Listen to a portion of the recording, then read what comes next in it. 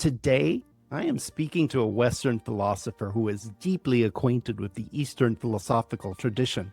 He is J.L. Garfield, Professor Emeritus of Philosophy at Smith College and author of Losing Ourselves, Learning to Live Without a Self. In our discussion, he tells us why the way we think about consciousness is all wrong, how losing ourselves can make us better and happier people, and how this idea of having a free will, independent of causation, is not even something we should want. Today on What is Mind, J.L. Garfield.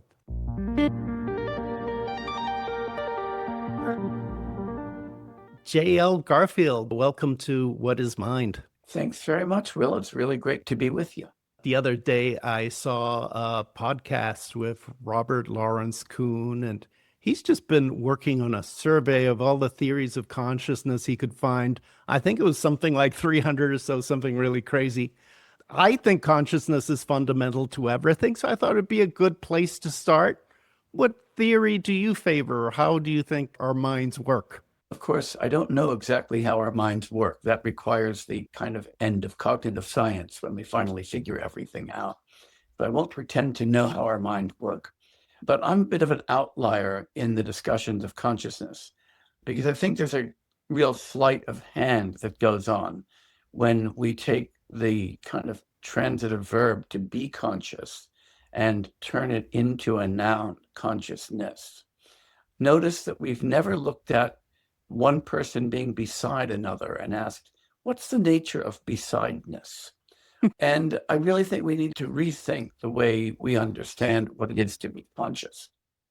It's one thing to say that I'm conscious right now of you on the screen in front of me, that I'm conscious of the light coming in from the window, that I'm conscious of my dog lying behind me. It's another thing to say that each of those is an instance of consciousness being realized. Even worse to say that I just have consciousness, even if I'm not conscious of anything. So I prefer to always think of this as a relation, and to think that to be conscious is to be responsive to something in a particularly complex and deep way, but that there's no thing called consciousness that we have. And I think the question, what is consciousness, is just completely ill-formed. We need to ask of each particular way of being aware of or responding to something, what's going on there, and not to form a general theory of consciousness, which I think makes no sense at all. So for instance, I think there's no hard problem. I think in each case where we ask, in what respect is Jay conscious of the stuff in front of him, we say he's visually responsive to it. Information's going through his eyes, into his visual system, and he's responding appropriately. That's all there is to say. Well, there's another bad way of forming it, which is saying the consciousness is what it's like to be something. Yeah. And that sneaks in B, doesn't it? Yeah, and it also sneaks in what it's like, and the it is the real devil in that detail.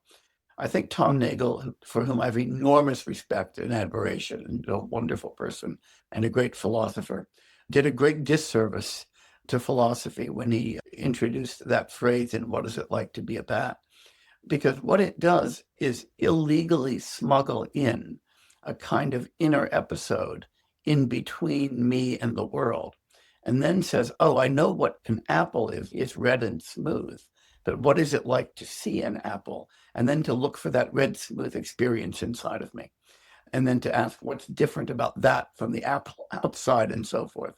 And I think that it's the it that gets smuggled in there, the idea that there's something inner that has qualities in addition to the outer object that we perceive. And again, I think that's just a kind of a sleight of hand. As Wittgenstein called it in Philosophical Investigations in section 308, the decisive move in the conjuring trick, the one that we least expect. And I think we've just conjured up this whole inner theater of consciousness that has its own qualities and its own properties, in addition to all of the properties of the things of which we're aware. And then we start wondering about how that could be physical and how we could know it and so forth. And I just want to put all of that stuff aside. You have a really useful distinction in your book, Losing Ourselves, which is the distinction between self and person. Could you Yeah. tell us a little bit about how you think about those things? Sure. And my thinking about these things derives really from two sources that I think are convergent. I just want to call attention to that. One is David Hume's discussion of selves and persons, especially in the treatise of human nature. And the other is the way that Buddhist philosophers have criticized the very idea of the self in ways that anticipate by about 1,500 years what Hume was to do, and talk about the way that a person exists as a conventional construction. So my ideas are not original in any sense. They're workings out of Hume's ideas and the ideas of Buddhist philosophers, and in particular Chandrakirti, a 7th century Buddhist philosopher whose work I find really exciting. The thing that I would say about the self is that it is an illusory phenomenon. It's something that does not exist at all, but in fact is something in which we feel almost atavistically compelled to believe. And let me just use the thought experiment that I use in that book to explain what I mean by that. Because many people say, look, I've never believed in a self. That's just hocus pocus. But I think each of us has a kind of instinctive grasping or belief in ourself. And I think that it causes trouble, both philosophical trouble and ethical trouble. Let's first identify what Buddhist philosophers like to call the object of negation, the thing that we're trying to refute. And I think it's important to convince people that this is an actual kind of cognitive error to which we're all susceptible. So I can start by asking you to imagine somebody whose body you'd like to have. Maybe you'd like to have it for a long time. You'd just like to swap bodies permanently. Maybe you'd just like to borrow it for a little bit and see what it feels like. And I think that almost everybody can get into that kind of desire. Now, what I'm not saying is that desire is cogent or that it's actually metaphysically possible to have somebody else's body. But desires are like that. You can desire stuff that's not possible. If we imagine that, and you imagine, yeah, I'd really like to have Usain Bolt's body for 9.4 seconds because I'd love to know what it feels like to run 100 meters that fast. When I say that, I don't want to be Usain Bolt because that wouldn't do me any good at all. I want to be me, Jay, with Bolt's body. Now, if you can get yourself into that kind of fantasy, then you know that you don't think of yourself as a body. You think of yourself as somebody who has a body and might be able to have somebody else's body while remaining the same person. And there's all kinds of thought experiments like that. I think that we can do the same thing with minds. I can say, gee, I'd really love to have Carlo Rovelli's mind just for a little bit. Because if I had Carlo's mind, I'd understand quantum gravity and I'd understand what spin foams mean and all of that cool stuff. But alas, I don't. But again, I'm not wanting to be Carlo. That wouldn't do me any good at all because then Jay wouldn't be around anymore. I want to be Jay with Carlo's mind, if only for a few minutes. Actually, I'd like it for longer than that, but that's a different story. Now, if you can get yourself into that fantasy, then you don't think of yourself even as your mind. You think of yourself as this thing that's got a body and got a mind, and it could have a better body or a better mind, or a more interesting body or attractive body, or a cleverer mind, but still be you. Now, the moment you think that way, however incoherent it is, then you're thinking that the you, the I, is this thing that stands behind body and mind as a kind of subject that has them, that interacts with the world using them as its instruments. That's the kind of thing that we instinctively think that we are. And that's something that I think makes absolutely no sense at all. It's got to be something outside of space and time. It's got to be something that's permanent through changes, all of that stuff. So when Buddhist philosophers talk about the self, that's how they talk about it. This permanent, unchanging thing that is an agent or an experiencer, and for whom the body and mind are merely instruments. They say that doesn't make any sense at all. Take away your body, take away your mind, take away your physical properties, take away your cognitive properties, affective properties. There's nothing left, as Hume pointed out. And it's not something that we actually find by doing cognitive science, right? Imagine your last psychology course and ask yourself, when is the chapter that we got to the self, the ego, the thing that lies behind? You didn't. You talked about perception, you talked about action, you talked about motor control, you talked about problem solving. You didn't talk about that elusive self that stands behind all of this because it ain't there. Now, The fact that it's not there and that we instinctively think it's there indicates that if we've evolved to be the subject of a kind of massive cognitive and affective illusion. That doesn't mean, however, that we do not exist. After all, I'm here talking with you, and you're there in Buenos Aires talking to me. And that means that there are two entities here. So we have to ask what those entities are if they're not selves that have bodies and minds. And that's where Buddhist philosophers have introduced the idea of a person, a conventionally real phenomenon, and Hume introduced the idea of a person to talk about what we are. And they talked about them in remarkably similar ways that I think has got to be roughly right, though undetailed. That is that we are a spatio-temporally extended streams of connected causal processes that are also open to causal interaction with the external world. And we've got very useful conventions for identifying these as individuals over time, conventions that are to some extent optional, but are actually very useful, so that we talk about the physical continuum that constitutes my body, noting that now that I'm 70 years old, there are no cells left that were there when I was 6 years old, but we still, despite the constant change of that thing, despite the fact that I look a lot different, that I behave a lot differently, we say it's the same body because of its causal connectedness.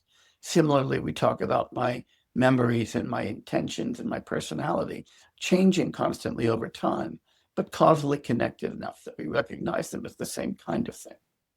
Persons are those kinds of things. And persons are defined by the interactions we have with the world, by the roles that we play. After all, the word person comes from the idea of persona, of a role in a play or of a mask. So the person we are is the actor on the stage of human events. But you can be an actor on the stage of human events without having a self or a soul, just by being an integrated, causally connected set of psychophysical processes that's reasonably persistent over time. Just like a hurricane doesn't retain the same bits of air or the same bits of water over time, but it's an organized phenomenon that persists over a certain period of time.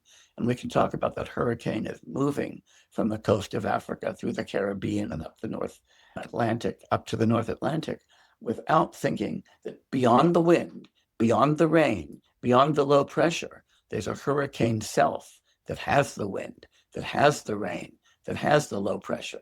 If you talk that way, people would think you were crazy. But again, we do the same thing about persons, and everybody thinks it's who I am. I'm a self. If there is no self, does that mean there is no free will? Of course, everything hangs on exactly what we mean by free will. But again, I think that we are all subject to a massive cognitive illusion about freedom as well. A cognitive illusion that has been ramified into bad philosophy over the last few thousand years, largely deriving from Augustine. And the idea behind Augustinian free will is that when we act, our actions are uncaused. There's no antecedent cause that determines them. We just initiate that sequence from nothing. Now, remember, that very idea was introduced into Western philosophy as a solution to a problem of theodicy. So Augustine was really worried about whose fault the fall from the Garden of Eden was. Because if God is omnipotent, omniscient, and omnibenevolent, then he could have known what that snake was going to do, could have known what Eve and Adam were going to do. And if he was really nice, he would have turned the snake away or told Adam and Eve, don't listen to the damn snake or whatever, but he didn't. And so Augustine's thinking, gee, is it God's fault that we fell from the Garden of Eden? If it's God's fault, that's pretty bad because he's not worthy of our respect and our admiration and our prayers. So he needed a way to absolve God. The way to absolve God was to posit a special new faculty called voluntas, or will, and then to exempt that faculty from all causation so that even God can't make us do something different. Mm. Now, if you really are troubled by talking snakes in magical gardens, and you're really worried about saving an omnipotent, omnibenevolent, and omniscient deity from blame, then free will might make sense. But notice that's what it's doing. And that's how it got into our cognitive lives. Now, notice again, when you took your last psychology course, When was the part where somebody said, oh, now we're going to talk about the will, one of the special abilities that the brain has to step out of the causal order? If your psychology professor said that, you were studying in a very weird college. No psychology textbook says, oh, yes, everything in our psychology is subject to causal processes, except this one, except the will. And the reason is, again, that it's a crazy notion. It's a crazy notion not only because science doesn't find it, and because the idea of being outside of the causal order is pretty weird. Think about this. The idea that everything in the universe is subject to causal processes, except one, Homo sapiens' special faculty of will. You've got to be a little bit crazy to think that. But more so, and this is something that, again, Hume pointed out very beautifully, Augustinian free will is not even something that you would want to have. And here's why. It would mean that your actions weren't caused by your intentions. Or if you think, oh, gee, no, it was my intention that was really uncaused, that your intention wasn't caused by your beliefs, by your perceptions and your values. Do you really want your values to be uncaused? You don't want to learn them from your parents and your teachers and by reflection and so forth? Absolutely not. This is a kind of idea of weird randomness that would not be freedom. It would be total alienation from our own actions.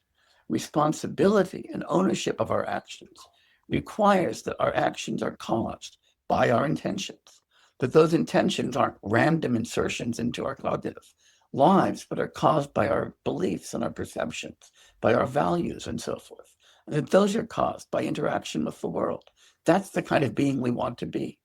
And when we think of ourselves as persons, we get a much more rich, nuanced view of what it is to act. But it's one that sets that whole idea of Augustinian freedom aside, where it belongs in the kind of catalog of cognitive illusions. So I have to admit, after I read your book, I felt a little silly because I've been asking myself this question: why does practice, why does meditation lead to more compassion in me and other people I see? And you have a Yeah. very clear explanation why. Could you tell us a little bit about how losing ourselves can lead Yeah. us to a more ethical action? Sure. And again, it's a causal story, right? It's not a story about freedom. It's a story about how these kinds of reflections and this kind of sustained thinking about things in a different way can make us better persons. And again, I want to talk about persons in that sense. Part of the problem with thinking about ourselves as selves is that, again, we kind of distance ourselves from the world. And so we lose the idea that our very being is, as Thich Nhat Hanh called it, an interbeing, a being that is utterly dependent upon those around us. Just as if we're thinking about a character in a play, say Hamlet, we can't understand Hamlet without his relations to Ophelia, without his relations to Gertrude, and so forth. Stripped from those relations, the character doesn't mean anything. And in fact, we can only understand what the play means by thinking about it in relation to the institution of the theater and so forth. So that context and interaction make us who we are. When we forget that, we tend to be susceptible to an unreasonable egoism and pride. We look at what we've done in our lives and we say, I did this. Aren't I cool for having achieved all of these things? Instead of cultivating gratitude, isn't it wonderful that I live in a place where others have facilitated my opportunity to do this? Isn't it terrific that I had such great parents and teachers? Isn't it nice that I have friends who keep me in a pleasant life and so forth? And again, gratitude is a much more salutary attitude towards the world than pride, especially egoistic kinds of pride. But we also have problem with anger and blame that generate conflict. So that if I think that you have done something to harm me, and I think that you did that freely, so that the cause of that harm resides in you, then my temptation is to respond with anger. And if we respond with anger, we inevitably make situations worse. Now, sometimes people say, oh no, anger is often justified in the face of injustice, or if somebody disrespects you or something. And I want to always ask somebody who says that, when's the last time you said to yourself, God, I completely lost it. I was so angry I couldn't control myself. I was really at my best. I want to get back there again. Anger doesn't feel good. Anger doesn't solve problems. Anger leads to a bit of embarrassment and shame and a need to apologize and repair broken relations. Moreover, anger is irrational. Shantideva, is an 8th century Buddhist philosopher, has a beautiful analogy for that I find really useful. He said, suppose somebody hits you with a stick. The cause of your pain is the stick hitting your body. Do you begin by getting angry with the stick, or do you get angry with your body for feeling the pain? No, you don't, because you say the stick was propelled by his hand. So maybe you should be angry at the hand. No, the hand was propelled by his intention. Should you be angry at the intention? No, something propelled that too. Maybe an error, maybe a misconception, maybe emotional distress. So should you be angry at all of those things that caused his emotional distress and his error? Most of those aren't even fit objects for anger, and the beat goes on. Instead, it makes much more sense to ask, what's the problem here?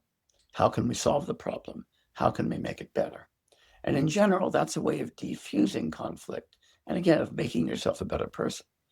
So I think that reflection on our existence as persons rather than selves, and as our interdependence with all other beings around us, rather than our independence, our freedom, our standing on our own 2 feet, makes us better persons, more effective moral agents, but also more rational moral agents.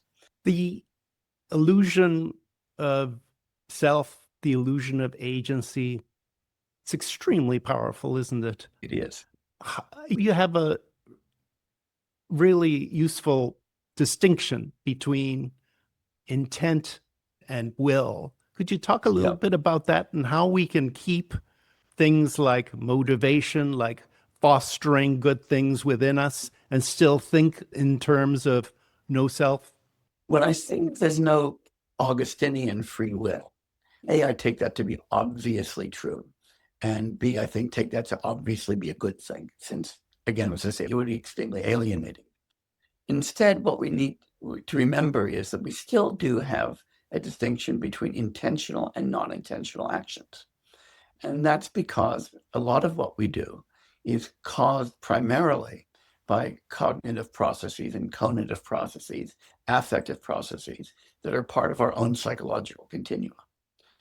Also, there are things that happen to us where the causes don't have to do with our own internal psychological processes or states. For instance, if I jump up in the air in order to see how high I could jump, we can point to my intentions and my thoughts as causes for that. On the other hand, if some very strong person grabs me and throws me up in the air, then when they ask, how did I go up in the air? The causal story doesn't go through my intentions. It goes through their intentions. And intentions are perfectly reasonable psychological states. We can talk about those. We can study those. And they are states that are interdependent with the rest of our psychology and with the world that we perceive around us. What we're doing when we cultivate ourselves morally is, I think, that in the first instance, we're cultivating ourselves perceptually. And if we cultivate ourselves perceptually in order to see the world in a different way, and of course, that's what a lot of meditative practice is about. And I think that's a lot of what both Buddhist ethics and the kind of Scottish sentimentalist ethics that David Hume and Adam Smith were working on are about. It's one thing to see myself as the center of the universe and to see everything else in relation to me. So there are my friends and my enemies, my family, other people's families, my location over here, and then there's the stuff over there. And when we do that, we get this idea that there's a kind of prima facie reason to prefer what's mine and what belongs to me and what's most proximate to me. But one of the beautiful things that we can do as human beings is to cultivate a moral imagination that allows us to recognize that's an illusion. Because if I'm at the center of my universe, you're at the center of yours, and others are at the center of theirs, and we can't all be at the center. If we can instead think of a decentered world in which we each participate as interdependent nodes in a vast network, then again, we begin to see that my happiness isn't something that I can pursue at the expense of others, but it's something that can only be possible in the context of others. My suffering isn't something that's intended, it's caused by some specific other. It's caused by a situation in which I find myself. And the same is true of others. Human beings are paradoxically hypersocial animals, animals that create their own social niche that makes it possible for them even to exist. We create languages, we create societies, we create families, we create infrastructure that allows us to be who we are. The paradox is that we're hypersocial beings who seem wired to think of ourselves as independent. And what we need to be able to do is to step back from that illusion of independence and see the reality of interdependence. When we see the reality of interdependence, we recognize that others' welfare is our welfare as well.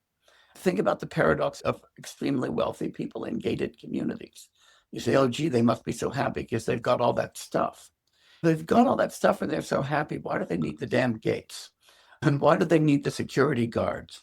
And why do they have to be afraid of traveling on airplanes with other people and so forth? That is actually not what happiness looks like. Happiness looks like the ability to rejoice in your proximity to and your relations to others, not your splendid isolation from them to protect all of your toys. And as I say in the book, what that requires is a transformation of vision, to stop seeing ourselves as autonomous, independent beings. This is a real American thing. Fortunately, it's not something people talk about where I live now, Australia, but people talk about learning to stand on your own 2 feet, learning how to think for yourself and to be original. And it's worth interrogating that, right? Like when you stand on your own 2 feet, does that mean you've got to have made the shoes that you're standing in? Do you have to have made the dirt that you were standing on? When you think for yourself, does that mean you've got to be really careful not to listen to anybody else, not to ever have been educated, not to read anything, not to consider other people's opinions as possibly correct? When you have to be original, does that mean you've got to make sure that you've never paid attention to anything that anybody else has done? All of that's crazy when we think about it, right? And the only way that we actually blossom as individuals is through what we learn from others, through what we learn in conversation with those with whom we disagree, but to whose ideas we're open, and through all of the vast infrastructure that other people have built for us. I mean, right now we're talking through the internet from tens of thousands of miles from one another. This conversation is only made possible by the genius of countless engineers and programmers and people who keep the electrical grids going in our respective countries and all of that stuff, right? And so that requires that at each moment, if we think, gosh, what I'm doing, it depends upon what all of these people have done for me as well as for everybody else. That's where gratitude rather than pride comes in. And that just requires a transformation in vision, seeing ourselves as a part of a vast network rather than at the center of a world that exists for our own happiness. Yes, I love what you say there about the people that are helping us. I'm a Zen Buddhist. There's a gata that we say when we're in retreat and we're taking the meal, and we thank all the people that have brought that meal to us. And it's really incredible. A usual meal, all the farmers, all the truck drivers, the supermarket people, everybody that brings that food to your table. It's a whole army, isn't it?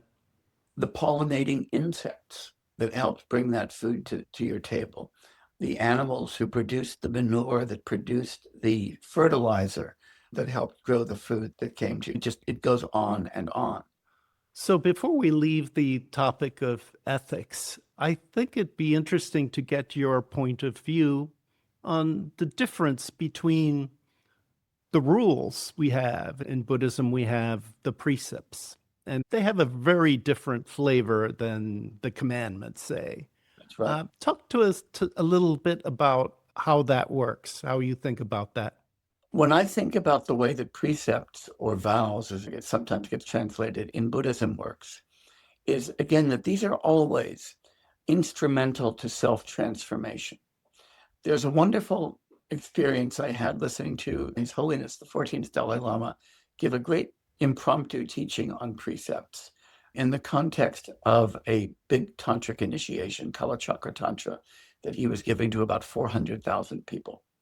And one of the things about taking a big tantric initiation like that is that everybody begins by taking the lay precepts. Then you have to take tantric precepts and so forth. But among the lay precepts, there's one that's not killing, there's one that's not stealing, but there's one that's not drinking intoxicants. And His Holiness said, look, I'm looking out at this vast sea of people, and you're each about to promise not to take intoxicants. Now, I don't want you to take a precept that you know that you can't keep. But, and I know that there are some of you who are going to take alcohol or other intoxicants after this is all over, but you can always take the precept in a way that's going to be useful to you. And then he said, for instance, I have a friend in America who showed me in his house once that he has a collection of very expensive whiskey. So expensive that he does not drink it to become intoxicated, that he just drinks a very small amount at night to savor, and no more than that. You could take the precept that way, just not to drink to get drunk. Or maybe you could take the precept to only drink once a week. Or maybe you could take the precept only to drink very expensive Scotch whiskey. I call this the single malt precept. But his point was that taking that precept is not to take something that is then to bind you and that you will then break and feel horrible about. It's to figure out what the next step is that you can take on a path to improvement, and to use this precept as a way to cause yourself to become a little bit better. Again, even the precept against killing, as any Jain is going to point out, that means you basically got to starve yourself, because every time we eat food, we're involved in some way in the killing of sentient beings, even if we're vegetarian. So again, you can think, okay, how far am I going to go with each of these precepts? If we live in a modern capitalist economy, then the precept against stealing is one that's impossible to keep carte blanche, because a whole lot of everything that we do comes from the exploitation of other people's labor in ways of which we do not approve. It goes on and on. So again, these aren't commands that you then have to either obey or violate. Rather, they're things to bear in mind, ways to modulate our behavior and to modulate our desires and to transform the way we see what we are doing so that we become more aware of who we are in the world and so that we can become more effective as agents in the world. Each one of these is one tool that we use for improving our own performance in this grand ensemble in which we participate. It's like a mindfulness of action, isn't it? It's a tool to look at yourself and look at what you're doing and look at what your choices are. That's right. That's right. And to recognize that you always have these choices, that whenever we make them, we can try to make them in the way that we feel most comfortable making them, and that makes us better persons who will make better choices in the future. But again, it's a causal process. The center of all of Buddhism is dependent origination, that everything depends upon causes and conditions. And precepts or vows are, again, causes and conditions for better behavior in the future. That's what they are. I'm curious about how you came to this place you occupy, because you're very well formed in Western philosophy, but then you have this familiarity with Eastern philosophy. And I'm wondering, did this come from a Buddhist practice? To begin with where it came from, because I think this, again, is one of those instances of gratitude. I've spent most of my life as a teacher for about 50 years. Now I'm retired, but I'm still doing bits and pieces. And I was brought into Buddhist philosophy by student interest. It was a student who came to me in my very first day of my very first real professional teaching job and said he wanted me to work with him on a senior thesis on Tibetan epistemology, which I didn't even know existed. And at first I thought he was joking.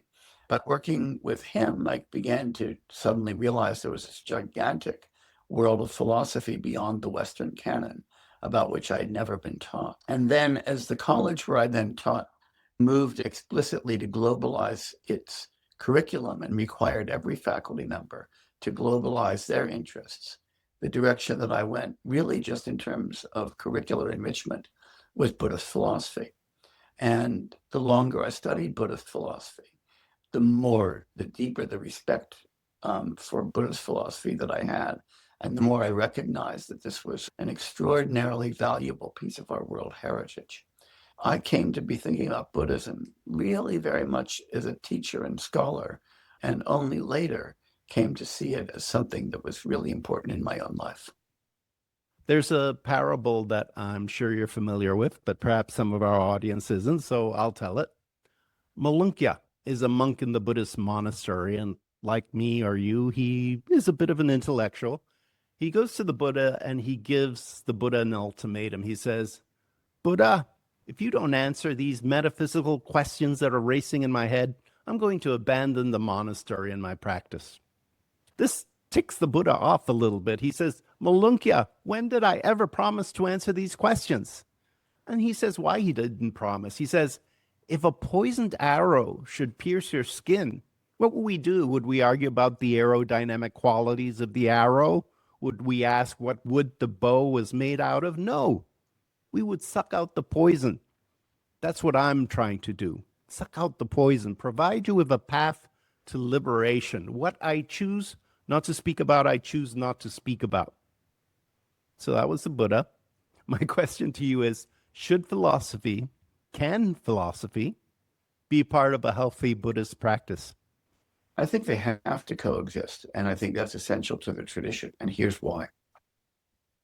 If we look at where Buddhism begins, it begins both historically and philosophically with the Four Noble Truths.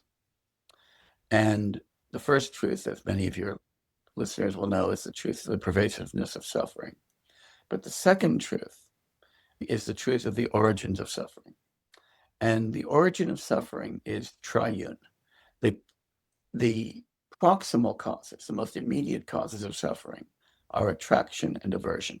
Attraction to things we don't have, we think we need, aversion to things that we do have and that we don't want, right? But attraction and aversion have their root in a primal confusion about the nature of reality. Sometimes translated as ignorance or confusion or delusion, however you want to translate that. I like confusion. And we've looked at instances of that. One instance of primal confusion is the idea of the self. Another instance of primal confusion is the idea of Augustinian free will. And we could go on and on. There's a lot of instances. The longer we think about the way we've grown up to look at the world and have been genetically programmed to look at the world, we see that we're deeply confused. Now, that's the root of suffering. And the path from suffering begins with right view. And right view means undermining the primal confusion. When the Buddha says, what I'm doing is relieving suffering, he means that I'm not interested in idle speculation for its own sake. It's not, hey, before we remove the arrow, let's talk a bit about who shot it, whether a Brahmin or a Kshatri. Was the bow made of yew or was it made of willow? Let's have a conversation about that first. We want to begin by doing what's necessary to remove that suffering. But a lot of what's necessary to remove human suffering is philosophical investigation.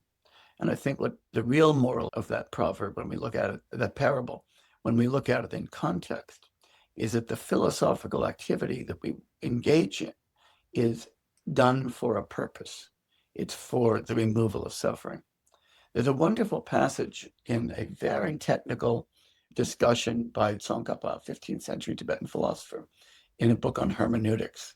We've got a long discussion about reference, about how it is that words hook up with the world. And it's talking about the different kinds of objects and the different kinds of linguistic relations they might bear. And it feels like really in the weeds logic and philosophy of language. And at the end of this paragraph, he says, but remember, all of this is for the purposes of liberation. Otherwise, philosophy would be just for fun. And he's reminding you that thinking about how language works is also important for liberation, is also important for the removal of suffering. And that's why we do it.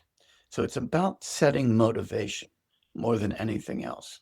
And when I think about what distinguishes philosophy as it's pursued in the Buddhist tradition from philosophy as it's pursued, say, in a lot of, not all of, the Western Academy, is that in the Buddhist tradition, even though it's the same questions being asked, the same arguments being assessed, the motivation that's being set is how do I undo suffering and confusion, myself and that of others? Whereas often in the Western Academy it is, can I win this debate and get this paper published in a good journal? Can I get tenure? And that's a very different set of motivations. And it's that setting of the motivation that I think is the point of that parable. So I think that if you attend to the Four Noble Truths and you attend to what Buddhism is all about, then you recognize that philosophy is not an alternative to practice in Buddhism. Philosophy is a practice in Buddhism. So when you say to somebody, gee, do you have a practice as well as philosophy? That's already a kind of weird duality.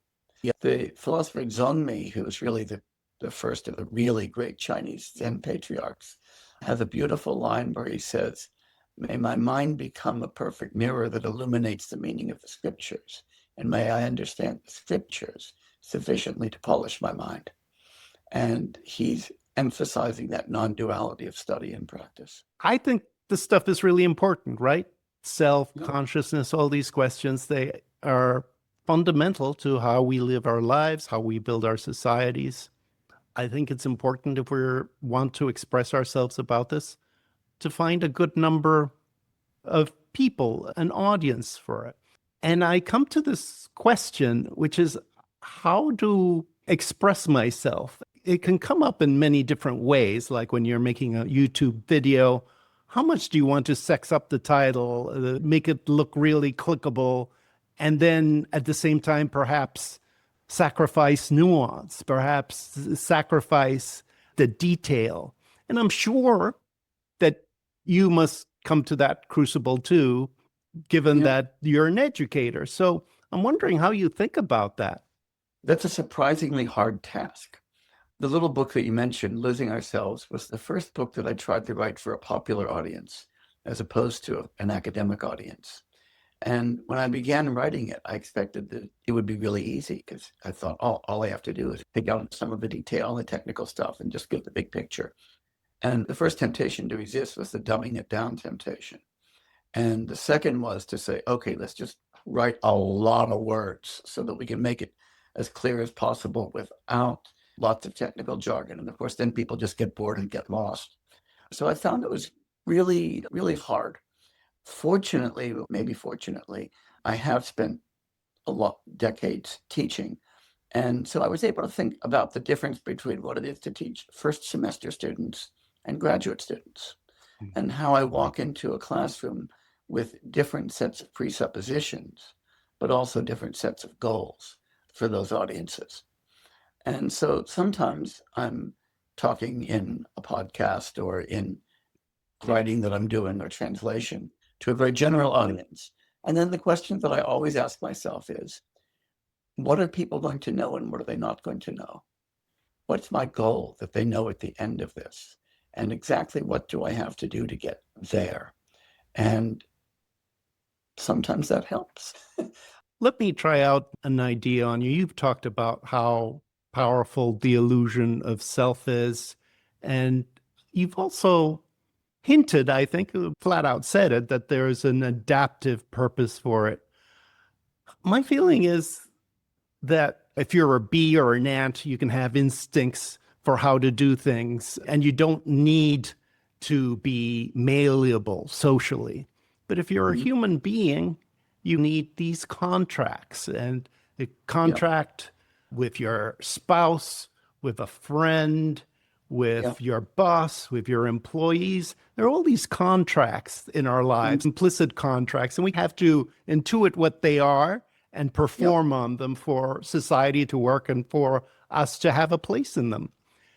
And it feels to me that these contracts would be impossible if we didn't have a self-illusion. If we didn't have an agency illusion, then how could we sign on the dotted line? If we didn't have a story about who we are, a narrative illusion, how could we sign? If we didn't have a differentiation between us and you, if there's not two counterparties, how can you really have a contract? What do you think I'm barking up the right tree? What do you think about that? I think you started barking up the right tree and then you moved to the wrong tree. And I'm not trying to sell books, but my most recent book that just came out, Norms and Nature, is all about that. What it is for us to be what I call the normative animal or the hypersocial great ape. So let me begin at the beginning of your reflection and then go back to where I think I would disagree. You're right. I think that the self-illusion is something that is part of our evolutionary history, which means that it was either adaptive or a spandrel on something that was adaptive. I actually think the latter is probably more likely the case. Just as, for instance, the example that I always use of illusion and that I use throughout that book, the Mueller-Lyer illusion, is a spandrel on a very adaptive feature of our visual system, namely to use edges as ways to determine depth. We did evolve for the Mueller-Lyer illusion, and that's why we all are susceptible to it, but not because the Mueller-Lyer illusion was an adaptive thing, but because it was the consequence of the easiest adaptive visual system to evolve. And I think the same thing about the illusion of self. I think that it's a spandrel on the very important capacities for proprioception and interoception that we have. That is our ability to know where our body is in space and to know what's going on in our bodies. It's obviously very important to know those things. And I think that the perceptual systems that we use for body awareness and spatial awareness give rise to that illusion of self in the same way that our perceptual abilities to detect depth through edges gives rise to our susceptibility to the Mueller-Lyer illusion. So just as that doesn't make the Mueller-Lyer illusion a good thing, it just makes it a necessary thing. It doesn't make the sense of self a good thing. It just makes it something that was evolutionarily necessary for the cheapest solution to a computational problem, as it were. So that's where I think you're up the right tree. But I don't think that the illusion of self plays an essential role in all of the conventions that tie us to one another socially. You pointed out, you use the word contract. I would more use the word convention because it gets at the informal and evolving nature of a lot of what we do. Among the conventions for which we've evolved are linguistic conventions. That is, we're now speaking to one another in English, and we're using the English words and the English grammar in the way that everybody else in our community does. Not because we were commanded to do that, not because we have a contract and we said, all right, when we conduct this discussion, we're going to speak English and here are the grammatical rules we're going to respect and here's what each word is going to mean. And we'll sign on a dotted line. We didn't need to do that because we've evolved as hypersocial animals to be sensitive to conventions and to participate in them. When we trust one another on the street, and people forget how much trust there is. When you walk down the street, you don't expect people to stab you in the back. When you ask somebody for directions, you don't wonder, is he a pathological liar? We just have this implicit trust. Again, that's not because there was a contract, not because we asked, look, I'm going to ask you a question. Could you sign this piece of paper first that says that you're going to speak the truth? Notice how stupid that would be at every level. What we've evolved to do is to coordinate our behavior. And that means what we've evolved to do is to recognize, even if we also have that countervailing illusion, our interdependence with others. Trust is about interdependence. Conventions are about interdependence. General social morality and etiquette are about interdependence. And none of those require a self contracting with another self. Instead, what they require are beings who recognize their mutual interdependence, coordinating their behavior with one another. So I think that all of that is easier to understand and flows better when we slip into person mode than when we slip into self mode. One way to look at that in a kind of dreadful way is to look what's happening into policy in the United States right now. There was a time when the United States thought of itself as a member of an international world order and interdependent with other nations. And now it's under this weird self-illusion that it is an autonomous agent that can do whatever the fuck it wants in the world and not worry about interactions. And just look at how badly that's working out. As a fellow discouraged expat, I can just thank you for so much for your time, Jay. It's been a pleasure talking to you, and Great talking with you. I wish you the best of luck. And you as well.